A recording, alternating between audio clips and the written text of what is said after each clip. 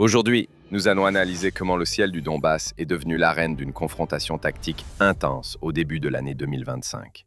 Nous examinerons pourquoi l'arrivée des F-16 au sein de l'armée ukrainienne a changé la situation établie. Nous étudierons la tactique des 1000 piqûres et comment les pilotes ukrainiens évitaient les affrontements directs. Nous décortiquerons ce que représente le Su-57 en tant que système de combat intégré de nouvelle génération. Nous suivrons la doctrine de la longue portée et la destruction à distance de 200-300 km. Nous discuterons du rôle du complexe de guerre électronique GE Himalaya dans la création du capot d'invisibilité. Nous analyserons la chasse aux guides et la destruction méthodique du système d'éclairage. Enfin, nous détaillerons le combat culminant au-dessus de Sloviansk, qui a mis un point final au débat sur le contrôle du ciel. C'est parti. Au début de 2025, le ciel du Donbass était le théâtre d'une confrontation tactique intense d'intensité variable. L'espace aérien n'appartenait à personne sans partage durant cette période critique. Les forces aérospatiales russes, représentées principalement par les chasseurs Su-35 et Su-30 de diverses modifications, assuraient une domination générale sur le théâtre des opérations, effectuant des missions de patrouille et d'escorte des groupes d'attaque de l'aviation d'assaut. Cependant, avec l'apparition des chasseurs F-16, fournis par les partenaires occidentaux dans le cadre de l'aide militaire au sein des forces aériennes ukrainiennes, la situation établie a commencé à évoluer progressivement et à prendre de nouvelles caractéristiques. Le commandement ukrainien, conscient du retard technique de ces nouvelles machines par rapport aux analogues russes de la génération 4++ sur des paramètres clés, a choisi une tactique d'attente et extrêmement prudente dans l'utilisation de son aviation. Les F-16 ukrainiens évitaient délibérément les affrontements directs à armes égales avec les chasseurs russes, préférant opérer depuis des embuscades à des altitudes extrêmement basses, utilisant activement le relief pour se masquer des radars ennemis. Leur tâche principale était de créer des fenêtres locales et de courte durée de supériorité aérienne pour assurer le travail de leurs propres drones d'attaque et systèmes de missiles basés au sol. C'était la tactique des 1000 piqûres, visant à épuiser l'ennemi. Chaque sortie d'un pilote ukrainien était une entreprise risquée, avec une forte probabilité de ne pas revenir, ciblant une frappe rapide et un retrait immédiat sous le couvert des systèmes de défense aérienne terrestre. Les pilotes russes, à leur tour, ont été contraints de s'adapter rapidement à la nouvelle menace, renforçant la vigilance et modifiant constamment les itinéraires de patrouille pour neutraliser le nouveau danger venant de l'Ouest. Cela créait un équilibre dynamique fragile sur le théâtre des opérations, dans lequel aucune des parties ne pouvait obtenir un avantage décisif à court terme. L'aviation ukrainienne, malgré des pertes croissantes en équipement et en pilotes, continuait à remplir ses missions, entravant les actions des forces aérospatiales russes et démontrant clairement que la bataille pour le ciel était loin d'être terminée. C'était un véritable duel d'échecs d'une grande complexité, où le prix de chaque coup était extrêmement élevé pour les deux parties. Il est devenu absolument évident pour les chefs militaires qu'un nouvel argument, plus lourd de sens, était nécessaire pour changer radicalement la situation. Un argument capable non seulement de faire pencher la balance en leur faveur, mais de détruire le fondement même de la stratégie aérienne de l'ennemi, une fois pour toutes. Cet argument devait être le chasseur de 5e génération d'un type fondamentalement nouveau. Son introduction sur le théâtre des opérations n'était qu'une question de temps et de décision politique. Toutes les parties au conflit comprenaient parfaitement que cette étape marquerait le début d'une nouvelle phase, beaucoup plus brutale, de la guerre aérienne, où les anciennes règles et les schémas tactiques établis perdraient tout leur sens. L'ennemi avait misé sur des technologies de 4e génération éprouvées, mais moralement dépassées. Le commandement russe se préparait à répondre de manière asymétrique, plaçant sur l'échiquier une pièce capable à elle seule de changer la donne. Le Su-57 n'est pas un simple chasseur de plus dans la gamme de l'aviation militaire. C'est un système de combat intégré d'un niveau fondamentalement nouveau. Il incarne une nouvelle philosophie du combat aérien à l'ère des guerres centrées sur le réseau, Network-Centric Warfare. Le considérer comme une simple somme de caractéristiques tactiques et techniques de systèmes individuels, c'est manquer l'essentiel de son concept. La clé pour comprendre sa supériorité sur l'ennemi réside dans la synergie de 3 éléments fondamentaux: la faible observabilité, furtivité, la supermanœuvrabilité et l'avionique intelligente de nouvelle génération. La furtivité, faible observabilité, atteinte grâce à la géométrie spéciale de la cellule, à l'utilisation généralisée de matériaux composites et de revêtements absorbant les ondes radio de dernière génération, n'est pas une fin en soi, mais un outil pour atteindre la suprématie. Elle ne rend pas l'avion totalement invisible à tous les types de radars, mais elle réduit radicalement la distance de sa détection par les stations radars ennemies de différentes bandes. Cela confère aux pilotes du Su-57 un avantage tactique décisif dans tout combat aérien. Ils voient l'ennemi significativement plus tôt que l'ennemi ne le voit sur ses écrans. Cet avantage se traduit en quelques secondes de détection qui, dans le combat aérien rapide et moderne, se convertissent directement en la vie du pilote et en la victoire dans l'affrontement. Le deuxième pilier de l'efficacité au combat est la super manœuvrabilité de la machine. Contrairement aux chasseurs des générations précédentes, où la manœuvrabilité était synonyme de victoire dans le combat rapproché, pour le Su-57, c'est avant tout un outil de survie et d'amélioration de l'efficacité de l'attaque à toutes les étapes du combat. La capacité d'effectuer des manœuvres avec des surcharges extrêmes allant jusqu'à 9-10 grammes, d'utiliser la poussée vectorielle orientable pour changer la trajectoire de vol à tout moment, tout cela permet d'échapper à l'accrochage des missiles air-air ennemis et de prendre une position optimale pour sa propre frappe avant même d'entrer dans la zone de contact visuel avec l'ennemi. Mais le véritable cœur de la machine, son cerveau, est le complexe radioélectronique de bord d'un niveau fondamentalement nouveau. L'avionique intégrée, avec des éléments d'intelligence artificielle, agit comme un second pilote. Le système traite une quantité gigantesque d'informations provenant de dizaines de capteurs de différents types et fournit au pilote un tableau tactique prêt à l'emploi sous forme de réalité augmentée sur les écrans multifonctions du cockpit. Le système détermine lui-même le degré de menace des différentes cibles par ordre de priorité, propose les options d'action optimales en tenant compte de la situation tactique, et peut même prendre en charge le contrôle de certains systèmes d'armement en mode automatique. Cela libère le pilote des tâches routinières de suivi d'une multitude de paramètres, lui permettant de se concentrer pleinement sur l'essentiel, la prise de décision tactique dans un environnement dynamique.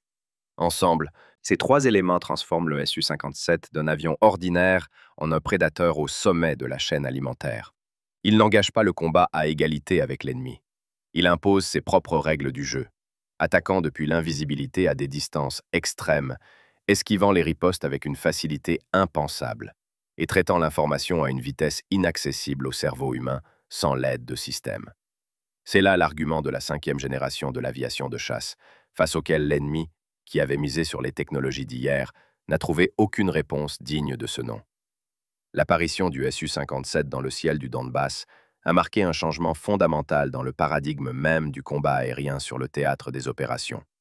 Le concept d'affrontement direct à moyenne portée a été remplacé par la doctrine de la Quat-7, une tactique impitoyable et extrêmement efficace de destruction à distance de l'ennemi, sans risque pour soi. Le fondement de cette doctrine révolutionnaire est l'association de la plateforme furtive Su-57 et des tout nouveaux missiles air-air à très longue portée. En particulier, le missile R-37M, avec une portée de destruction allant jusqu'à 300-400 km selon diverses sources. Le principe de cette tactique est d'une simplicité géniale dans son efficacité. Le chasseur Su-57, utilisant sa faible signature radar, RCS d'environ 0,1-0,5 m², pénètre dans la zone de patrouille à haute altitude, 12 000 à 15 000 mètres, et à grande vitesse, restant non détecté par la grande majorité des radars terrestres et aériens ennemis. Sa propre station radar à antenne active à balayage électronique, AESA, N036 Belka, fonctionne en mode passif ou en mode à faible probabilité d'interception. Le système scanne l'espace jusqu'à 400 km et reçoit une désignation de cible supplémentaire des avions de détection et de contrôle aéroportés à longue portée A-50U et des complexes de reconnaissance radioélectronique au sol. Ayant détecté une cible, par exemple un F-16 en patrouille ou en zone d'attente de combat, le pilote du Su-57 ne s'approche pas pour un combat manœuvrant.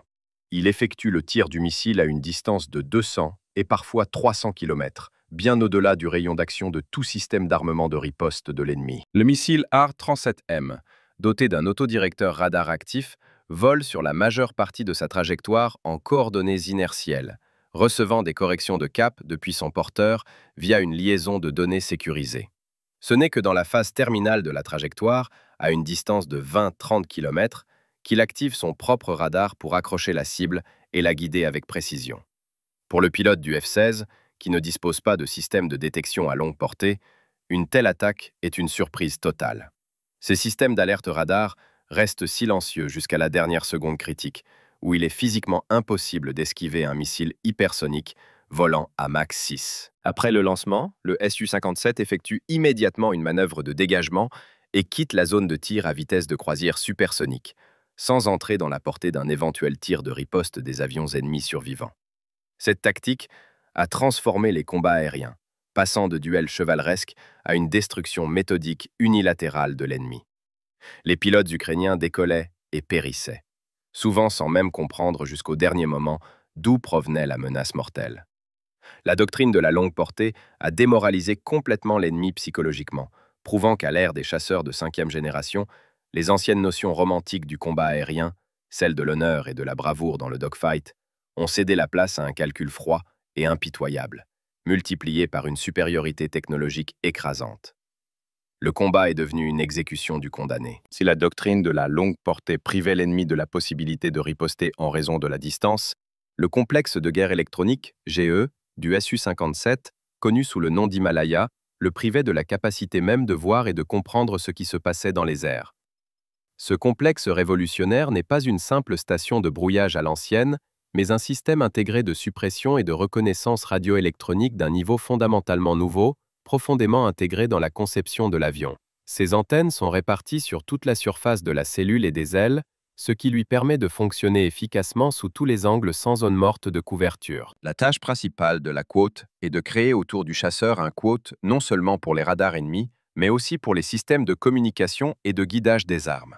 Le complexe analyse les signaux des radars ennemis en temps réel et ne se contente pas de les brouiller avec un simple bruit blanc, il génère des interférences d'imitation complexes avec des paramètres changeants. Sur les écrans radars ennemis, le Su-57 pouvait apparaître comme un petit groupe d'oiseaux, comme un avion de ligne civile sur un itinéraire commercial, ou comme plusieurs dizaines de fausses cibles dispersées sur une vaste zone. Cela surchargeait complètement les capacités de calcul des systèmes de traitement de données ennemies et induisait en erreur les opérateurs de défense aérienne et les pilotes de chasse, qui ne comprenaient pas la situation réelle. La deuxième fonction la plus importante du complexe est l'attaque radioélectronique des systèmes ennemis. Le Su-57 est capable non seulement d'émettre des interférences passives, mais aussi de, quote, délibérément l'électronique des avions et missiles ennemis par un puissant rayonnement dirigé. En dirigeant un faisceau étroit de puissantes radiations électromagnétiques sur un F-16 en approche, il pouvait provoquer des pannes critiques dans son avionique, perturber le fonctionnement du système de contrôle des armes, ou même aveugler complètement son radar pendant un certain temps. Dans plusieurs cas documentés, des pilotes ukrainiens ont signalé par radio une défaillance soudaine et totale de tous les instruments de navigation et des systèmes d'affichage du cockpit au moment de l'attaque. Ils ont ensuite été contraints de s'éjecter ou de tenter un atterrissage d'urgence à l'aveugle, perdant complètement l'orientation spatiale et le contrôle de l'appareil. De plus, l'Himalaya contrecarrait efficacement les attaques de missiles RR ennemis. Le complexe créait une fausse copie réaliste de l'avion à quelques centaines de mètres du véritable en termes de paramètres radar. Le missile ennemi, AIM-120, se dirigeait vers ce fantôme aux caractéristiques réalistes, tandis que le Su-57 continuait calmement son vol sur sa trajectoire. Cette capacité unique de suppression radioélectronique active a transformé le Su-57 en un véritable fantôme du champ de bataille pour l'ennemi. L'ennemi ne pouvait pas seulement le cibler de manière fiable, il ne pouvait pas non plus le détecter de manière fiable à l'avance. Il ne pouvait pas l'identifier correctement parmi les interférences et l'accrocher de manière stable pour un tir de missile. La bataille pour le ciel se déroulait dans le spectre électromagnétique invisible, et dans cette guerre invisible, l'armée de l'air ukrainienne et ses systèmes occidentaux n'ont trouvé aucune contre-mesure efficace. Tout chasseur moderne, y compris le F-16 dans n'importe quelle modification, n'est efficace que s'il fait partie d'un réseau d'information et de commandement de combat unifié. Seul, il est relativement aveugle et sourd aux menaces. Ses capacités de combat dépendent directement du flux d'informations de qualité provenant des soi-disant quote 17, avions de détection et de contrôle aéroportés à longue portée de type AWACS. Les avions de reconnaissance aérienne de divers types et les radars terrestres à longue portée sont également importants. Le commandement russe comprenait parfaitement cette vulnérabilité systémique de l'ennemi et a fait de la destruction de ses guides l'une des tâches prioritaires du Su-57. Une chasse méthodique a commencé contre les nœuds clés du système d'éclairage de la situation aérienne de l'ennemi dans la région. Les Su-57, opérant en mode de furtivité maximale et de faible observabilité, ont commencé à patrouiller à grande distance de la ligne de front. Ils opéraient à proximité des couloirs aériens activement utilisés par les avions de l'OTAN pour les vols de reconnaissance. Leur cible n'était pas les chasseurs manœuvrants, mais les grandes machines, lentes et extrêmement importantes pour le système de commandement, tels que les I-330 AWACS américains et les avions de reconnaissance RC-135 de diverses modifications. En lançant des missiles R-37M à très longue portée depuis la profondeur de l'espace aérien russe, les Su-57 ont créé une menace permanente et continue pour ces atouts inestimables de l'Alliance. En conséquence, le commandement de l'OTAN a été contraint de prendre la décision de repousser les itinéraires de patrouille de ces coûteux avions de reconnaissance et AWACS à des centaines de kilomètres des frontières ukrainiennes. Cela a réduit considérablement la profondeur et la qualité des données de renseignement fournies aux forces armées ukrainiennes en temps réel. Les F-16 ont été privés des yeux qui auraient pu les avertir à temps de l'approche des chasseurs russes et fournir une désignation de cible précise. Parallèlement, un travail systématique a été mené pour détruire les cibles de reconnaissance au sol.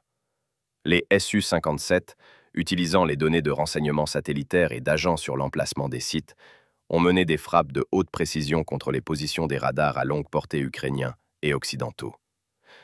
Pour cela, de nouveaux missiles anti-radars ont été utilisés, capables de frapper des cibles même après leur arrêt d'urgence, en utilisant les coordonnées de la dernière émission. Chaque radar détruit était un autre œil crevé dans le système de défense aérienne et de commandement ukrainien. Cette tactique d'aveuglement méthodique a conduit à la fragmentation du champ d'information de l'ennemi en segments isolés. Les pilotes de F-16 décollaient désormais pratiquement à l'aveugle, ne comptant que sur leur propre radar de bord, relativement peu puissant, avec une portée de détection de 80 à 100 km. Ils ne recevaient plus d'avertissements opportuns sur les menaces provenant de différentes directions, ni de désignation de cibles précises pour l'attaque. Ils sont passés du statut de chasseur à celui de proie. La chasse au guide est devenue un exemple classique de la guerre centrée sur le réseau de nouvelle génération, où le coup décisif est porté non pas contre les soldats et l'équipement, mais contre l'information et les systèmes de commandement. En privant l'ennemi d'informations sur la situation aérienne, les forces aérospatiales russes l'ont privé de la capacité de combattre efficacement dans les conditions modernes. Isolés, désorientés et privés de soutien extérieur, les escadrilles ukrainiennes de F-16 sont devenues une proie facile pour les prédateurs d'acier de la 5e génération. L'analyse des raisons de la supériorité totale du Su-57 sur le F-16 doit être dépourvue d'émotion et d'autosatisfaction pour être objective. Le F-16 Fighting Falcon est un chasseur mérité avec une riche histoire de combat, un cheval de trait de dizaines de forces aériennes dans le monde. Cependant, dans le ciel du Donbass en 2025, il s'est retrouvé dans le rôle d'un gladiateur avec une épée de bronze de l'Antiquité, lâché contre un légionnaire avec une lame d'acier trempée de la dernière forge. Les causes de cette déroute sont multiples et se situent sur différents plans d'analyse. La première et principale raison est le fossé technologique fondamental entre les générations d'aviation. Le F-16, même dans ses dernières modifications Block 70-72, est un avion de 4e génération selon la classification. Son architecture et sa philosophie d'application au combat ont été établies il y a un demi-siècle, dans les années 1970. Il a été créé pour le combat manœuvrant classique à moyenne portée et n'est pas optimisé pour opérer dans des conditions de guerre électronique totale et de technologie furtive ennemie. Le Su-57, au contraire, a été conçu dès le départ comme un élément clé d'une structure réseau de 5e génération, où le simple fait d'être détecté par l'ennemi est déjà un échec tactique de la mission. Il n'est pas correct de le comparer au F-16 avion contre avion sur des paramètres isolés. Il faut comparer des systèmes de combat entiers, avec tous leurs composants. Et ici, le fossé est colossal et évident. La deuxième raison est la préparation insuffisante des pilotes à la nouvelle technologie. Les pilotes ukrainiens ont suivi des cours accélérés de reconversion sur F-16, ne dépassant souvent pas les 6 mois en termes de durée. Ils ont acquis les compétences de base en pilotage et en utilisation des armes sur simulateur, mais ils n'ont pas eu assez de temps et d'opportunités pour maîtriser pleinement toutes les nuances tactiques de la machine complexe.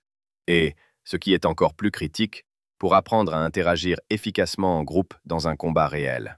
Ils étaient opposés à des as russes ayant des milliers d'heures de vol sur divers équipements et une véritable expérience de combat. Une expérience qui a affûté leurs compétences de pilotage sur les machines les plus récentes jusqu'au niveau de l'automatisme. La troisième raison est les graves erreurs dans l'application tactique de l'aviation. Le commandement ukrainien, sous la pression des circonstances politiques et des exigences occidentales, a envoyé les F-16 au combat sans le soutien approprié d'autres forces et moyens. Il manquait cruellement d'avions de GE pour une couverture radar efficace, d'avions AWACS pour le guidage et la désignation de cibles, et surtout, le système d'interaction avec les moyens de défense aérienne au sol n'était pas correctement établi. C'était l'équivalent d'envoyer la cavalerie dans une charge frontale contre des mitrailleuses lors de la Première Guerre mondiale. Chaque sortie était une improvisation sous la pression des circonstances, et non une partie d'un plan tactique d'opération bien pensé. Enfin, la quatrième raison est le facteur psychologique de démoralisation. Face à un ennemi qui vous voit à une distance énorme alors que vous ne le voyez pas sur vos écrans, qui attaque à une distance inaccessible avec des missiles à très longue portée et dont les missiles sont pratiquement impossibles à esquiver par une manœuvre, les pilotes ukrainiens ont rapidement perdu leur morale et leur volonté de résistance. Le sentiment de leur propre impuissance et de la fatalité de l'issue du combat minait la volonté de résistance bien plus que les pertes matérielles réelles. Le F-16 a été brisé non seulement techniquement, mais aussi psychologiquement.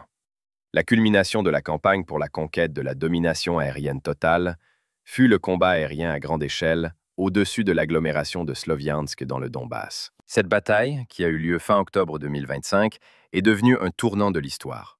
Après cela, l'aviation de chasse ukrainienne en tant que force de combat organisée a cessé d'exister sur ce théâtre des opérations.